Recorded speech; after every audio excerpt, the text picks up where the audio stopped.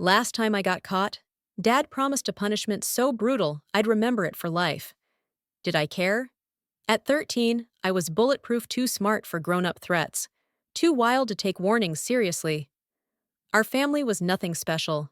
Just me and Mom under one leaky roof, Dad dropping by once a month unless I screwed up. And then, believe me, he never missed a show. Losing my older sister Ashley threw the world off its axis. She died in a freak bus accident, something you'd see on the news, not believe could happen to you. Mom sort of spun out, Dad buried himself in work, and I found new, creative ways to misbehave. But it was more than grief. Ashley had always been my co-conspirator, my safe place. When we played dress-up, she never hesitated to let me be the girl. It was our little world, our secret. The night before the accident, we dressed up and laughed until our sides hurt. I didn't think anyone else knew about that side of me. Now Ashley was gone, and so was that safe world. The prank that sealed my fate? I thought it was hilarious. Chained the neighbor's car to his fence, then waited for the fun. When he drove off, he took the fence with him. It was comedy gold in my head, but my parents didn't exactly see the humor. This, Dad made it clear, was the next time, the one with the epic consequences. I wasn't afraid of getting hit. They never did that. It was the unknown that made my skin itch, waiting while they debated my future in the kitchen. When they finally called me in, both had these weird smiles like actors about to spring a plot twist. For half a second, I thought Dad might just shrug it off as a dumb kid move. No such luck. He fixed me with that serious look and said Mom would handle my punishment. You will do exactly what your mother says. No arguments. If you push back, I'll be back, and you won't like how I handle things. His voice was flat, cold. Any questions? I shook my head, heart pounding, and he was gone just like that. Left me standing in the hallway, staring at Mom, who was all business. We've known about you playing dress-up with Ashley for ages, she said, her voice low and calm. It was harmless then. Now, though, we're using that as your punishment. What? My voice cracked, but Mom just gestured for me to follow her. There was no escape. In my room, she was relentless. Clothes off, inspection for any sign of boyishness, razor in hand. I tried to cover myself, burning with embarrassment. But she was methodical, determined to erase every last hair. When she finally seemed satisfied, she handed me a pair of girls' underwear. My face burned, but I slipped them on, clinging to any shred of dignity I had left. Mom sat on my bed, her eyes pinning me in place. Here's what we've decided. You'll dress and live as a girl your age, all summer long. No exceptions. If you fight me, I'll call your father, and we'll make it happen the hard way. Your only choice is whether you'll work with me to look as good as possible, or if you'd prefer everyone to know exactly who you are under those dresses. She was serious. This wasn't a negotiation. I had no cards to play, nothing but the sinking realization. They were really going to make me do this. My mind spun with panic. No camp, no baseball, no friends. What would my buddies say if they ever found out? My social life was basically over before it began. Mom must have read my mind. If you work with me, I think I can make sure your friends don't recognize you. She actually smirked, as if she had an ace up her sleeve. What was I supposed to do? With no way out, I dropped my head in defeat, silently agreeing to her terms. The game had changed, and now I was just hoping to survive the summer. Without a single word, Mom went straight to my closet, hands flying. Pulling out a full outfit shoes included spreading everything out on my bed like she'd been planning this for weeks. She didn't hesitate, just guided me into her room, sitting me in front of her vanity where the old mirror caught every nervous glance I threw at myself. She brushed my hair with a steady hand, then reached for rollers and started winding them in, one after the other, each tug a reminder I was on a runaway train with no brakes. She sprayed something onto my head that smelled like a chemical spill, but I was too stunned to complain. On my face, she dabbed powder and blusher, the brush soft, but the effect making my cheeks look alien. She leaned in close and tweezed my eyebrows, arching them ever so slightly. I barely recognized myself, and honestly, at that moment, I just gave up. When she finished, she brought me back to my room and handed me a bra, if you could call it that. It was two little triangles and some stretchy string, padded out with shoulder pads she'd swiped from a dress. I just stood there, silent, as she explained how to put it on, then slid into pantyhose with shaking hands. The slip was short and white, and she helped me into a blouse with a neat round collar. Over it, a pale blue jumper. She watched as I stepped into the shoes. Finally, she let me look in the mirror. For the first time, I saw not just a boy in a dress, but someone else. She brought me back to her vanity, took out the rollers, and fluffed out my hair-tight curls, bangs, barrettes snapping into place on each side. My reflection had changed. I looked like a girl. My stomach dropped, and I didn't know if I should laugh or cry. She handed me a tube of lipstick. I hesitated, but drew the pink across my lips. Suddenly, the image felt more real. A switch had flipped, the illusion snapping into place. Mom put a hand on my shoulder, her smile warming for the first time. "See? I told you you'd be pretty." I just stared. But, but, she cut me off. "All we need is a name." "Did you and Ashley have one when you played dress up?"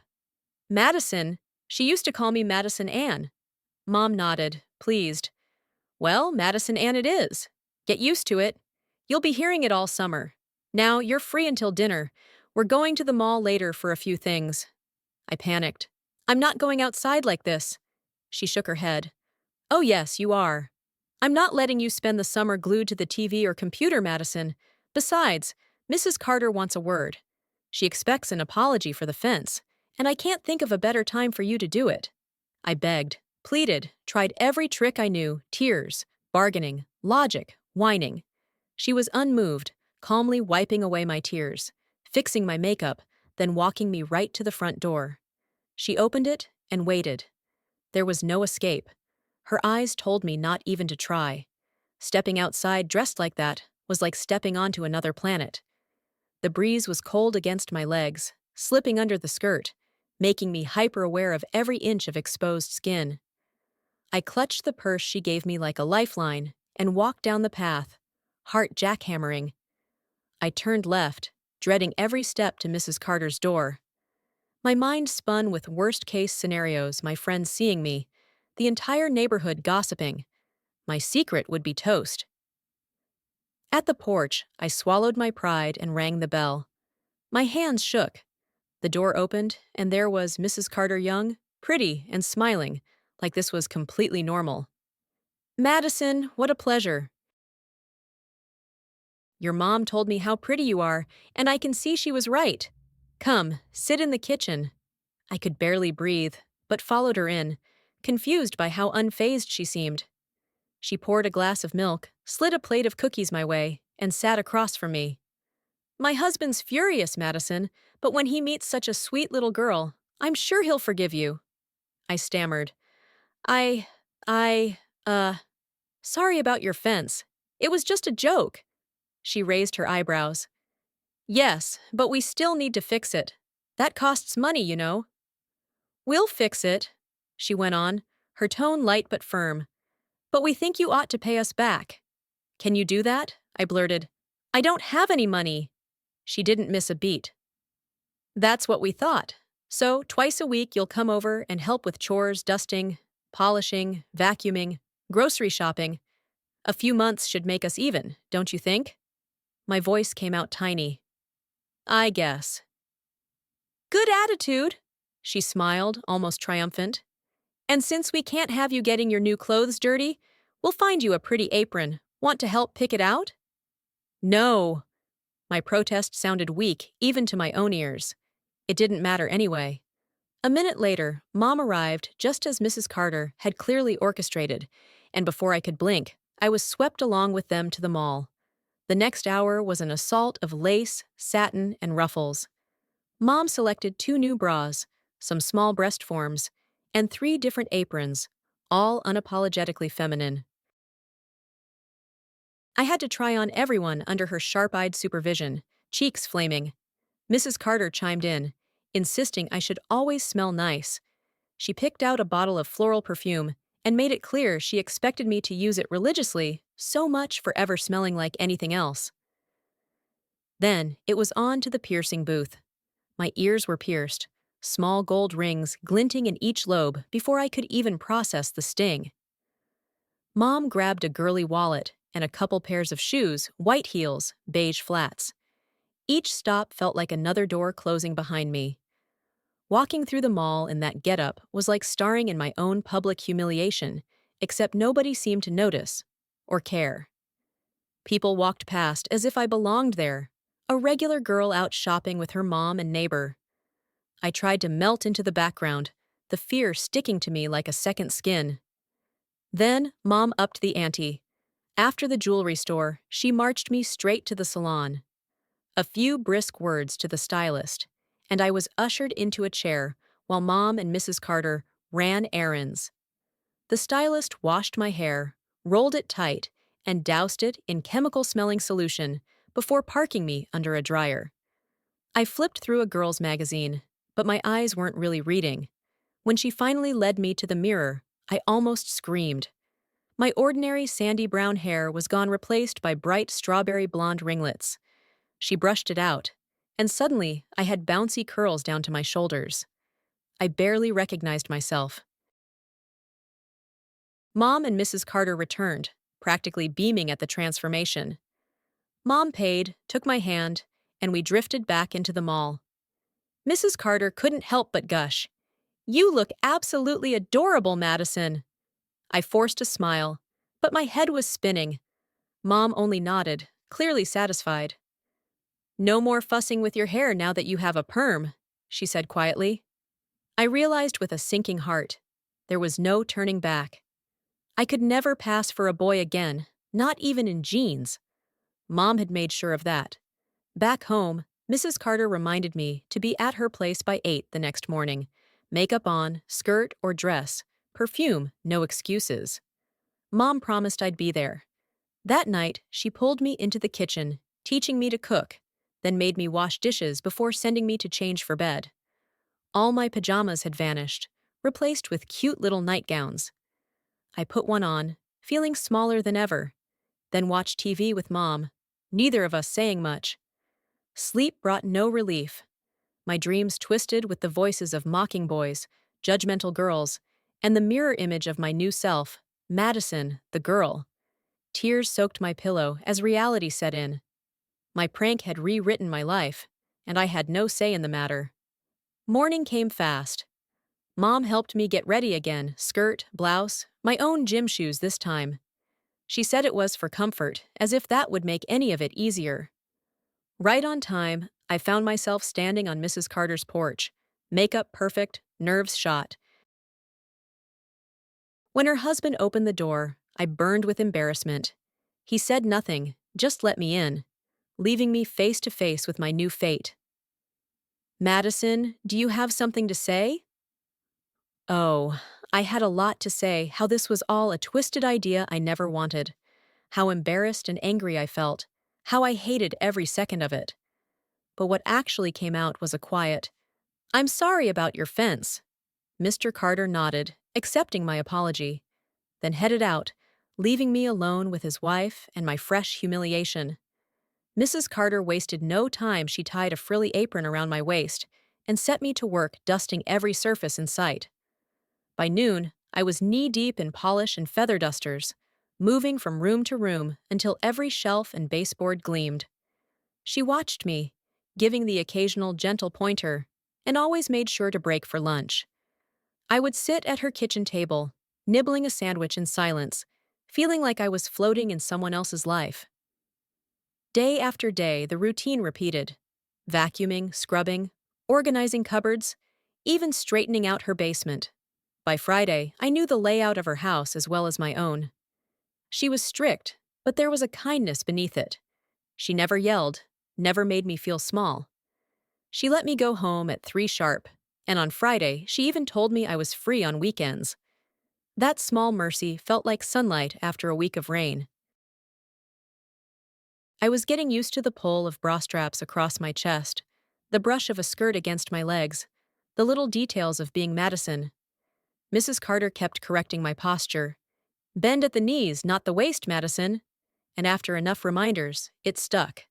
Friday evening, as I left her house, I thought I was done for the week. But at home, Mom had other plans. She had me undress, inspected me for stray hairs, then drew a bubble bath with so many oils and perfumes it could have been a spa. Make sure you wash everything and shampoo twice, she instructed.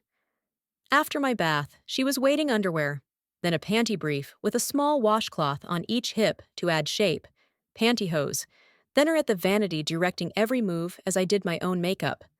She brushed my hair back, securing it with a banana clip, fluffing it until it fell soft as feathers. New earrings, gold and white, sparkled at my ears. Something was definitely up.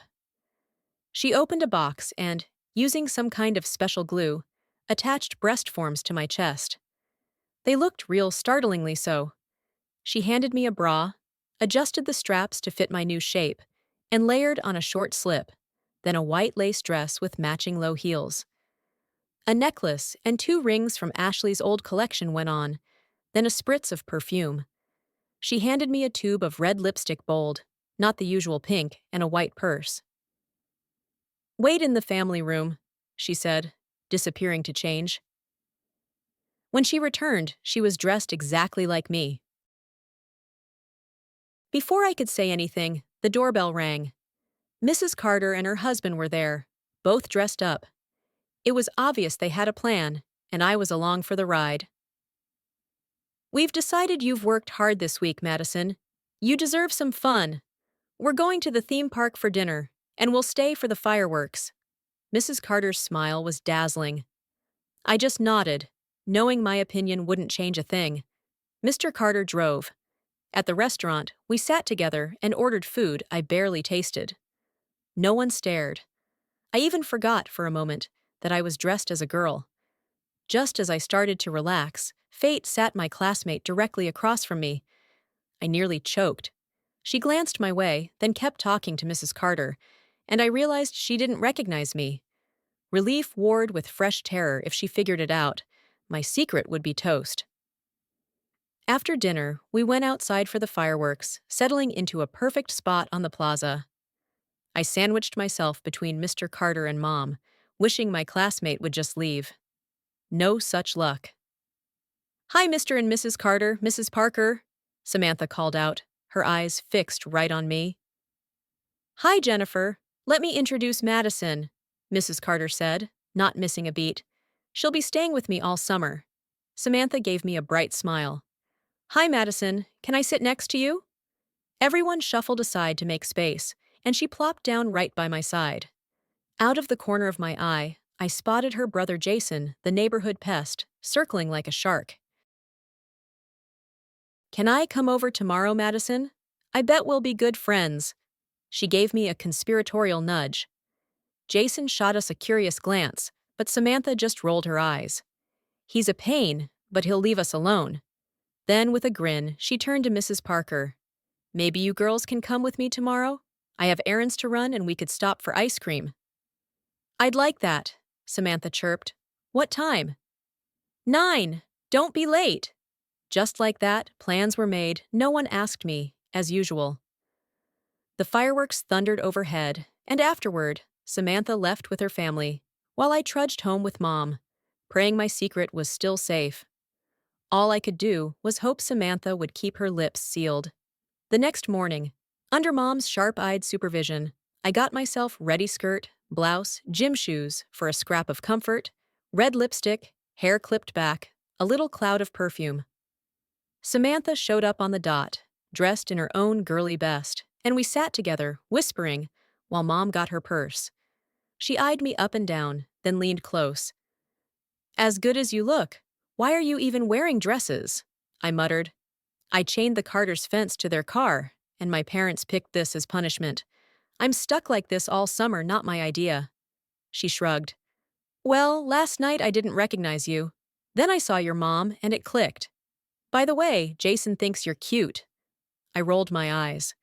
Your brother's a bully, Samantha. I'd think so even if I was born a girl. She just grinned. Ready, girls? Mom called. And that was that. Shopping was a marathon.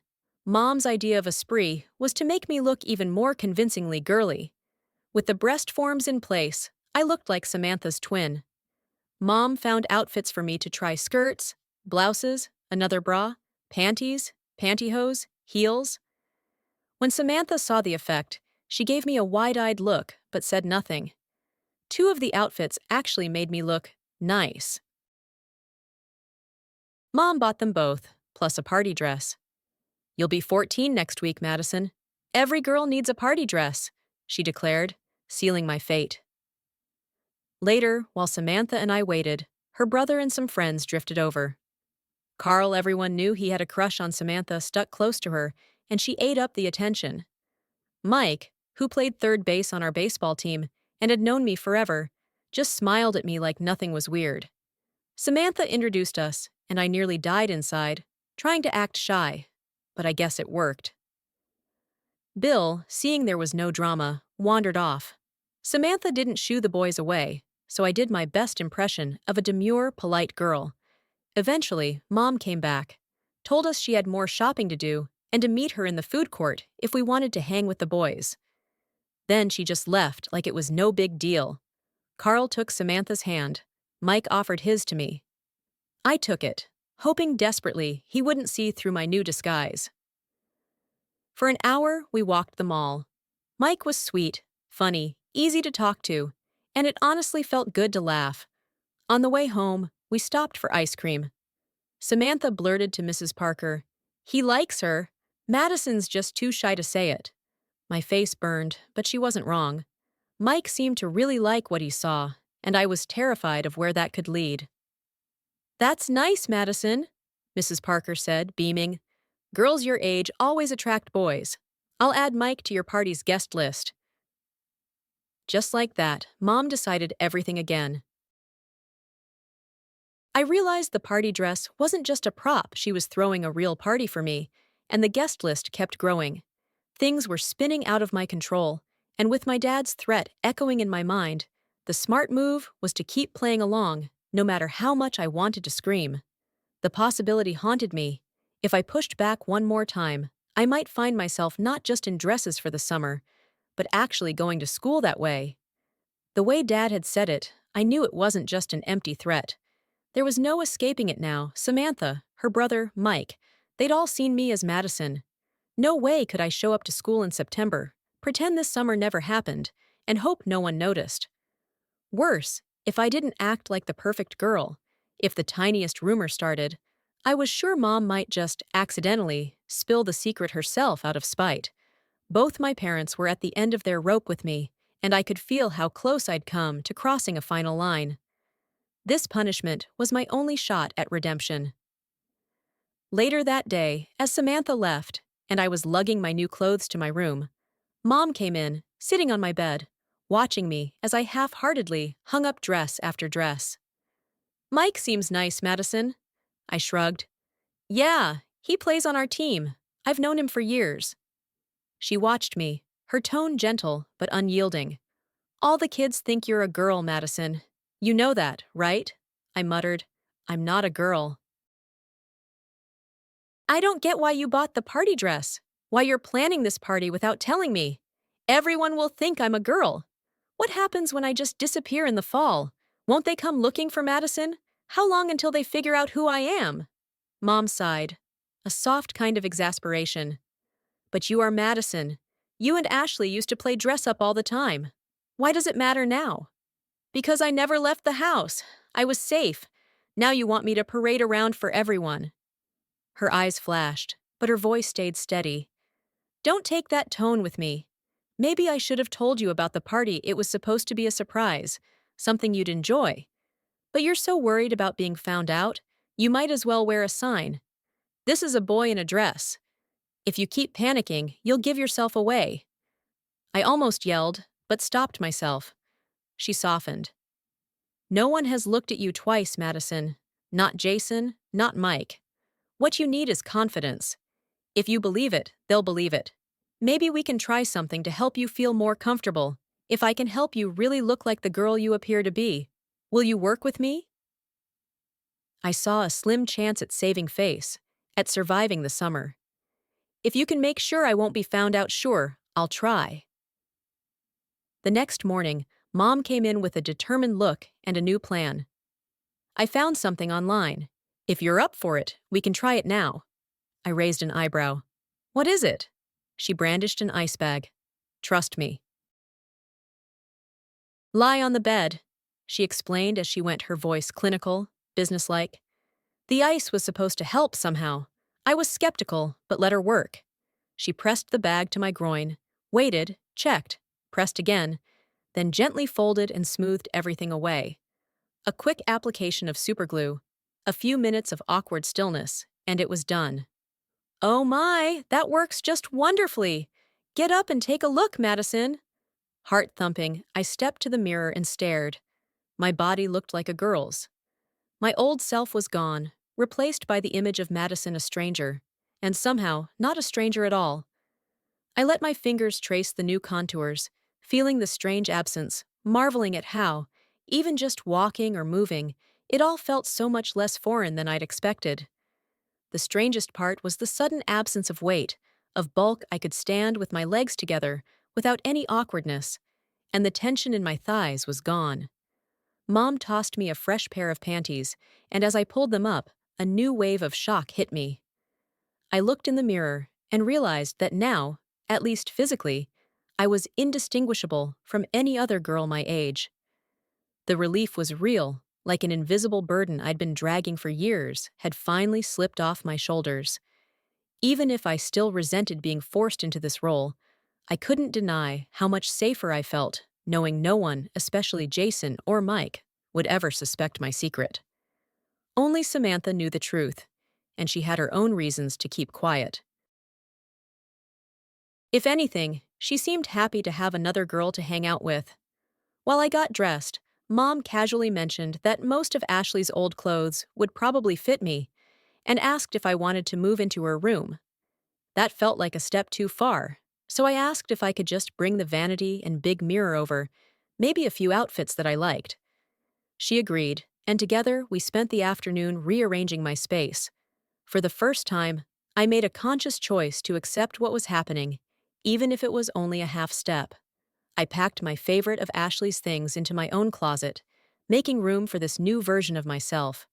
From then on, Samantha was at my house almost every day. I wasn't working off my debt at the Carters. We watched movies, painted our nails, swapped magazines, giggled over the dumb things boys did. Mrs. Carter, always practical, taught me how to sew and mend clothes, and soon I was helping her alter shirts and skirts. Turns out I had a knack for it. She even bought me a pattern. And together, we picked out fabric, spread it across her dining table, and began to pin and cut. Friday afternoon, Mrs. Carter let me off early, telling me I'd earned my weekend. At home, Mom was waiting, birthday plans already in motion.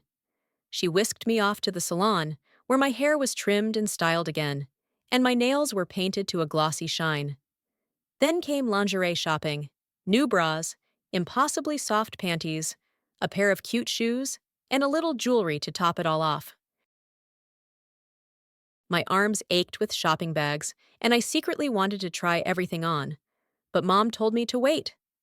Instead, she had me undress again, razor in hand, making sure I was perfectly smooth. She plucked my eyebrows a little thinner, served up a quiet dinner, and handed me a new nightgown. That night, I lay awake, feeling the slide of satin against my legs, conflicted but no longer terrified. The next morning, right after breakfast, Mom insisted on a bubble bath. She checked my skin for any stray hairs, none left. She showed me how to dust powder along my arms and legs, then let me put on my new panties. The silky fabric made my skin tingle, and when I pulled them up, I noticed how the high cut made me look even more feminine. For my makeup, I went bolder. Smoky gray and lavender shadows, black liner, dramatic lashes. For the first time, I looked in the mirror and felt almost grown up. Mom brought out a new bra, a push-up, she called it, and I saw immediately why. It gave me curves I'd never imagined. She handed me a fresh panty brief, then patted my hips and bottom with soft foam until my silhouette curved in all the right places. The slip was short and silky, the same color as the dress waiting on my closet door. Pantyhose, then the dress itself, a dusty rose that made my new hair shine and my skin glow. The neckline dipped just enough to give me the illusion of cleavage. Nothing wild, but enough to make me stare in wonder. Mom swapped out my earrings for a set of rose and gold chandeliers and fastened a choker necklace right over my throat, pendant resting between my breasts. I finished my look with a swipe of mauve lipstick and a touch of coral blush, letting the perfume settle around me in a soft cloud. I wore nothing else. No watch, no rings, no clutter, just the essentials and a sudden nervous excitement. For the first time, I caught myself actually smiling at my reflection, anticipation bubbling up inside me for the party to come. I couldn't believe it, but I liked the way I looked, and for a heartbeat, I felt almost proud. Mom disappeared to change, instructing me to stay in my room until she called. An hour ticked by, nerves churning, until finally, I heard her voice echoing up the stairs. I stepped out, pausing at the landing to steady myself, then descended one careful step at a time. At the bottom, to my total shock, stood my father, waiting, smiling, hand extended. I took it, and he led me out onto the patio where a crowd was already gathered. Everyone burst into "Happy Birthday," their voices swelling around me as Dad and I made our way through a sea of faces. One by one, we greeted the guests, but my heart nearly stopped when I found myself face to face with Jason. He looked at me for a beat, then grinned, taking my hand, and right there in front of everyone planted a kiss on my cheek. The crowd let out a chorus of playful hoots and whistles, and for the first time, I felt genuinely seen. Not as a fraud or a joke, but as a girl, fully part of the celebration. The party was a whirl of laughter and music. Mr. and Mrs. Carter gifted me a certificate to my favorite store. Mom and Dad presented me with a delicate ring, and from others, I received little treasures, perfume, makeup, earrings, tokens of girlhood. The first slow song drifted over the speakers, and, before I could bolt, Jason appeared at my side, grinning like an idiot. I let him lead me onto the makeshift dance floor. It was awkward, exhilarating, a mess of nerves and happiness. We swayed under the lights, and I realized I was dancing with a boy for the first time. For 3 hours, I forgot to be afraid. When everyone finally trickled out, I curled into a chair, a lingering smile on my lips. Mom and Dad exchanged a knowing look. "I think Madison's figured out she actually likes being a girl," Dad teased. Mom nodded. "Did you see the way Jason watched her? He made Mike look invisible." "He was just being polite," I tried, but Dad only laughed. "Then why did you kiss him goodbye?" Dad pressed, and I had no answer. It had just felt right. For the first time, I hadn't thought. I'd just acted. Upstairs, I changed into shorts and a top, ditching the bra. Dad nearly choked when he saw the breast forms pressed against the thin fabric, but he didn't comment. Mom just gave me a warning look, and soon Dad was gone, leaving the house quiet. Mom finally broke the silence. "I don't think you want to go back to being my son, do you? You like being a girl, you think like one, act like one. And now there's Jason and Mike." She hit the nail right on the head. I hesitated, but nodded. Mom took a long breath. "If you want, I can arrange for you to attend school as Madison." The offer hung in the air, stunning and real. I bolted across the room, hugging her, tears streaking through my makeup. Later, Samantha arrived, inviting me to swim.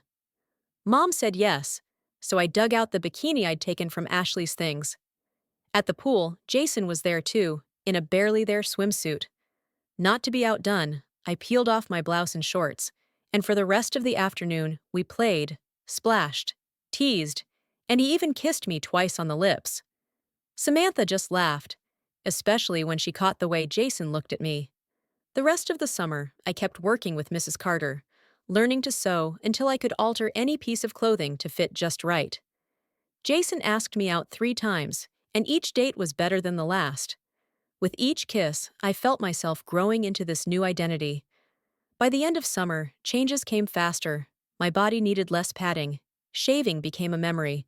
And I saw the girl in the mirror grow into someone real. Jason shot up in height. Mike outpaced him. And Samantha became more than a friend. She was a sister in all but name. As fall approached, Mom took me to a doctor, and we started the next step. It wasn't permanent, but it meant no more glue, no more makeshift solutions. I could take Jim and do everything the other girls did, blending in completely. The accident that stole Ashley had torn our family apart, but it had also strangely brought us back together. Mom and Dad rekindled their bond. I still missed Ashley's gentle laughter, but she lived on in the best parts of me.